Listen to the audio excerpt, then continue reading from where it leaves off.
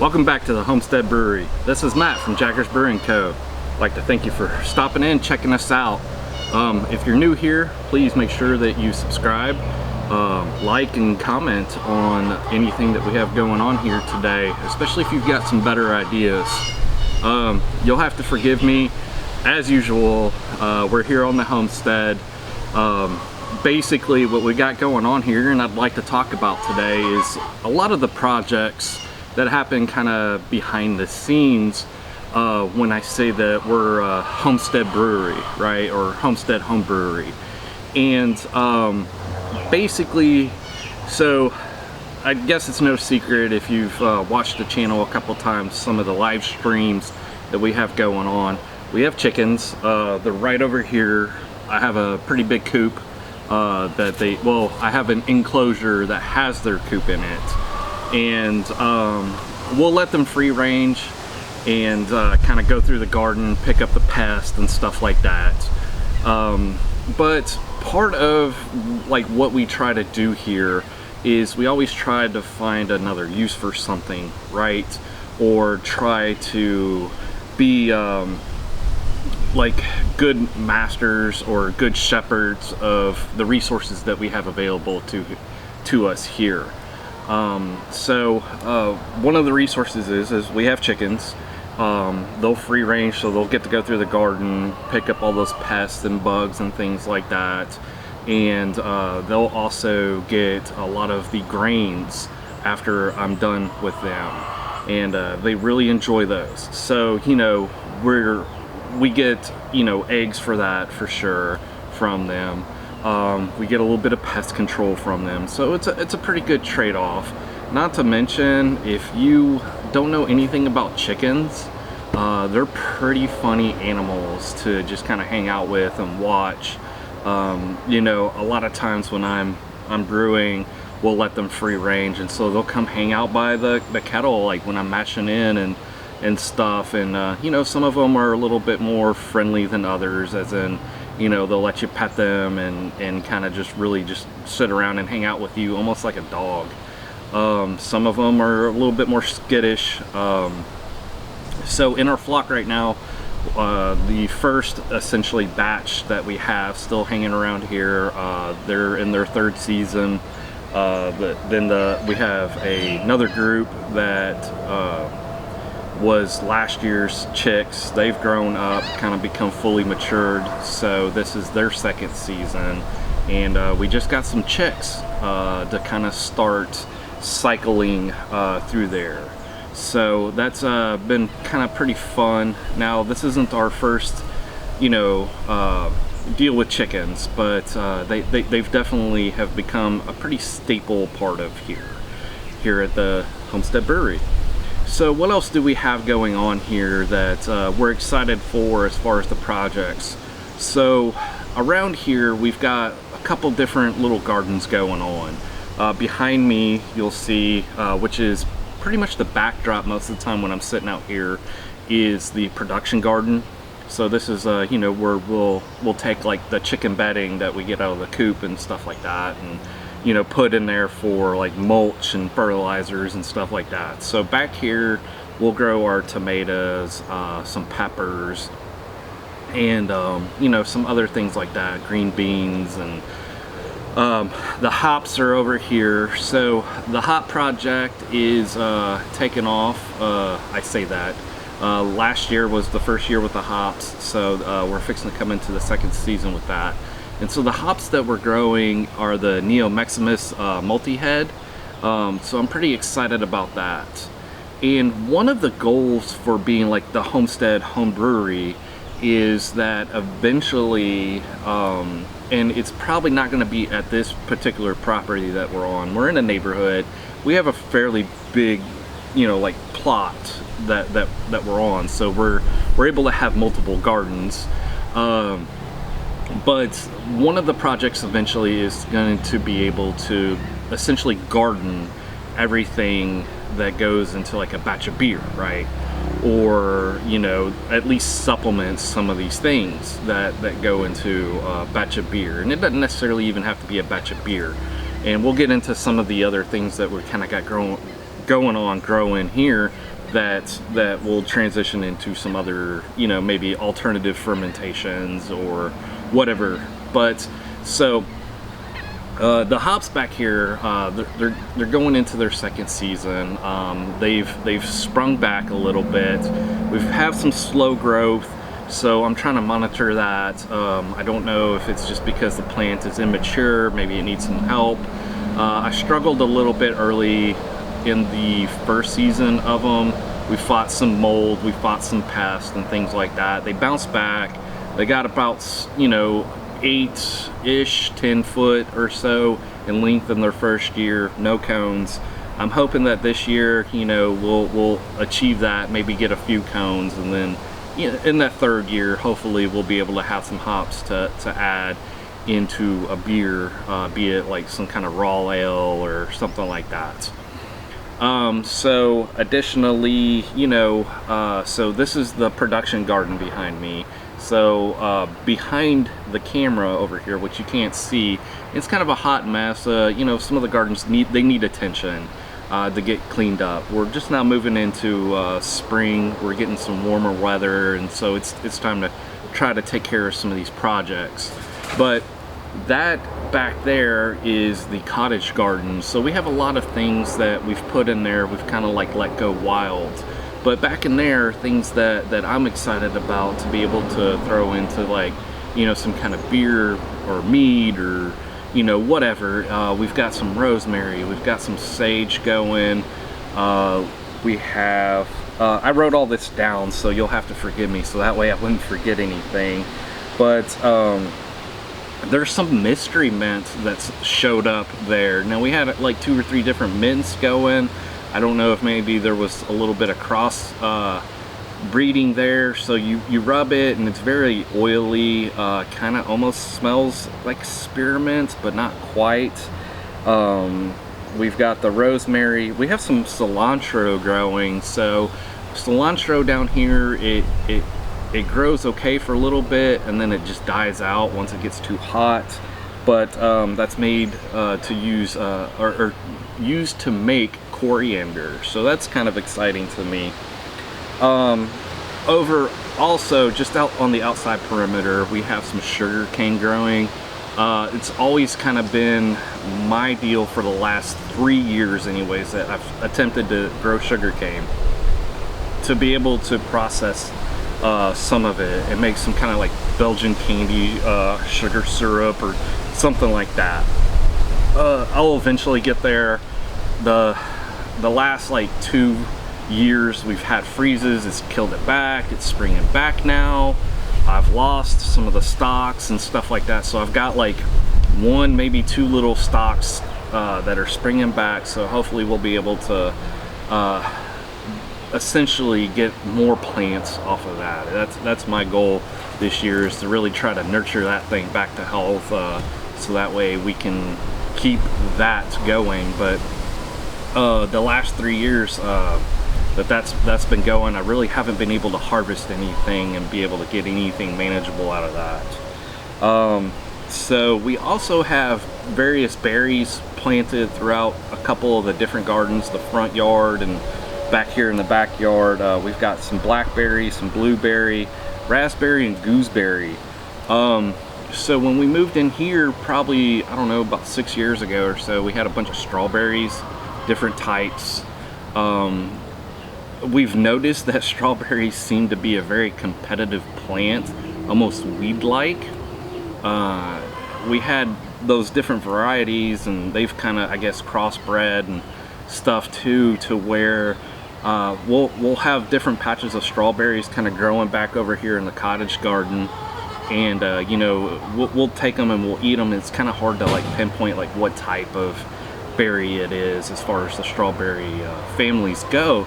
They're really good, you know, but we've never been able to like really get like more than maybe a handful or 2 at a time. So we're probably going to try to start taking some of those berries, collecting them, the plants, the little sister or daughter plants, and maybe trying to grow those individually, get those going to where we have more plants to kind of just spread around here, so hopefully we can collect them. The pests are the biggest things as far as the strawberries go, between the birds and, you know, just some of the bugs and stuff like that. But I have noticed, you know, because we kind of like let the backyard and spots go wild, that there's like some kind of like wild strawberry that's hanging around here, and I think it kind of came back over here from the wooded area that's not our property. That wooded area is kind of just stayed wild. They've come back there and mowed it down a couple times, but I think that some of those plants have kind of started to infiltrate the fence and kind of seep through here.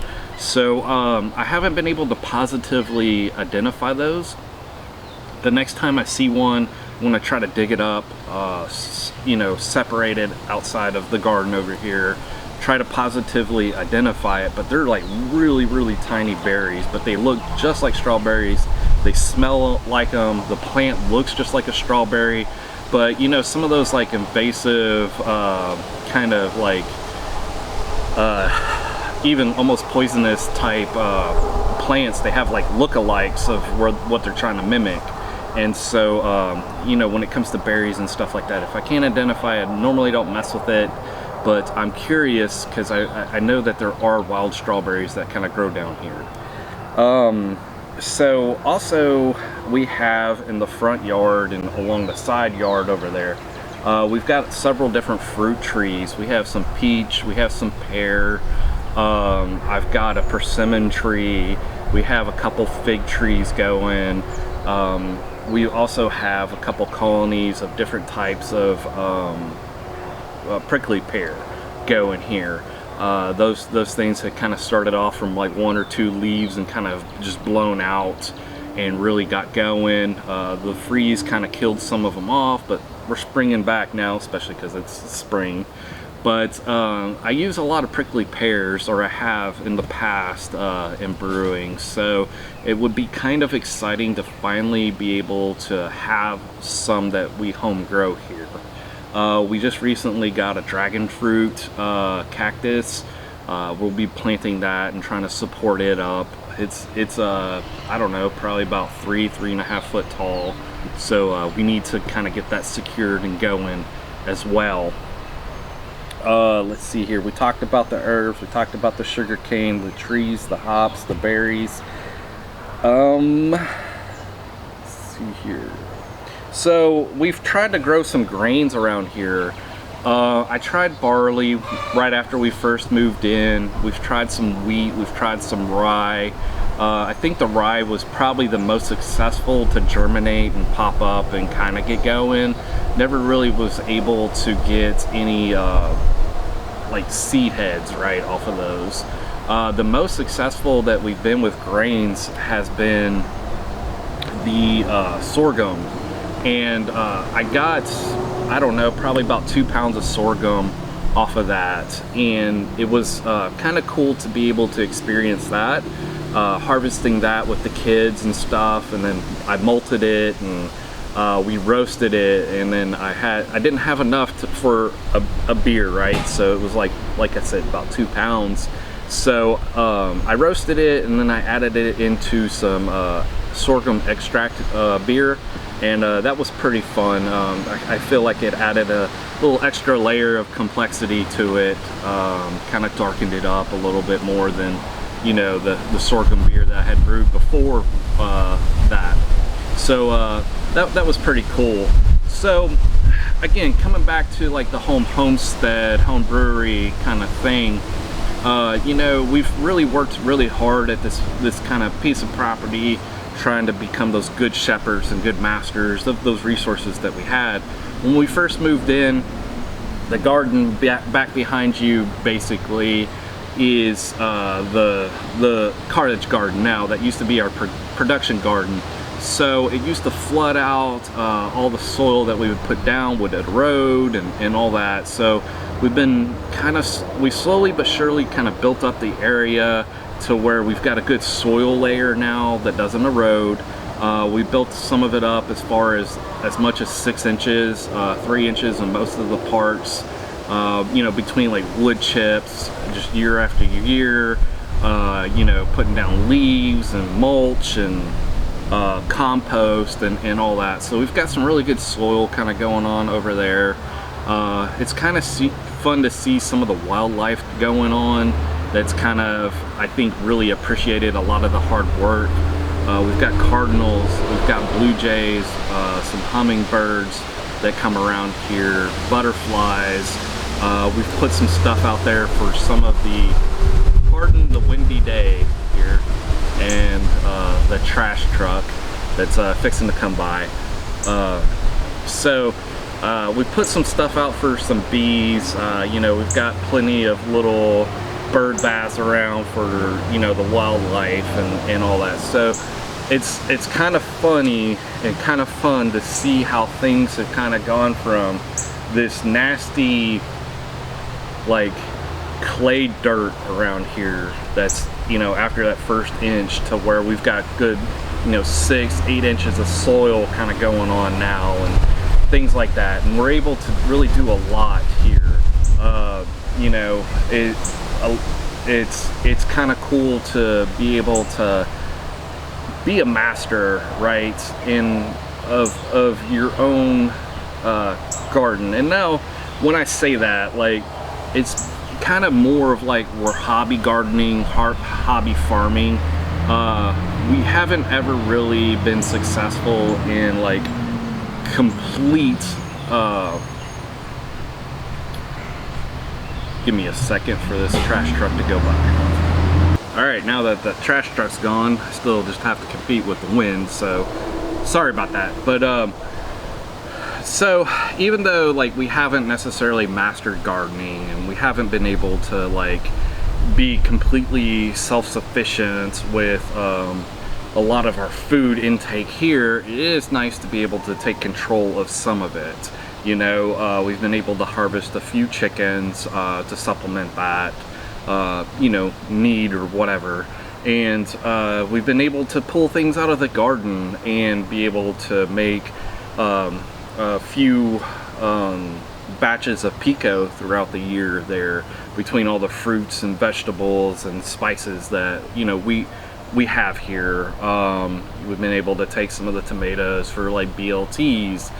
We've grown lettuce and spinach and things like that, and so we've been able to, you know, come out to the garden and go shopping for salad for the night and things like that. So it's been pretty fun to be able to experience that and be able to start some skill sets there when we move on to a bigger piece of property, to be able to like really dial in those things and kind of become even better homesteaders, and maybe kind of move away from like the mini homesteading home front kind of thing to more like farmer type deals, or like larger hobby farm type of setup. You know, we brew kombucha here and things like that, and so that's kind of led down some weird things into some of the beers, like the kombucha kettle sour and whatnot. But you know, if there's anything that you guys can think of that would be fun to see as far as the gardening front or whatever, you know, like, let me know. I'm gonna try to include some more of that stuff. I've got some film of some projects as they've transpired over the year or years worth of stuff. We talked about briefly, you know, maybe kind of doing an offshoot, maybe different channel that's more focused on like our gardening experience, how we do that, how we've kind of grown, the skills that we've done, you know, how to start about 47 different tomato plants and then dwindle it down to, you know, 10 or whatever. But you know, it's just a fun little extra hobby that at the end of the day, even though we're not like I said, we're not completely like removing the grocery store aspect out of our lives, it's another fun little hobby that kind of gets us outside, enjoying the fresh air, the sunlight, a whole nother skill set. You know, the kids enjoy coming out to the garden with us, and we definitely enjoy that time together as a family. And you know, like I said, if you guys want to see some of that, you know, let us know. If there's any recommendations that you have for us to kind of grow for things like in the beer, maybe some of the meads and like ciders that we have planned to eventually do, maybe a wine or two, you know, let us know. We want to try to do grapes. We're just not quite set up for that. We've got some plans on some archways and arbors and things like that, but I mean, we've got all kinds of plans, really. I've got an old shed over here that is kind of basically at the lowest part of the property right now. We're going to try to build that up and remove that shed and basically turn it into a greenhouse. So there's a ton of work still left to do here after so many years here, you know, slowly but surely really taking control of, you know, like I said, all those resources that we have available to us. But thank you guys so much. We'll catch you on the next one. Cheers.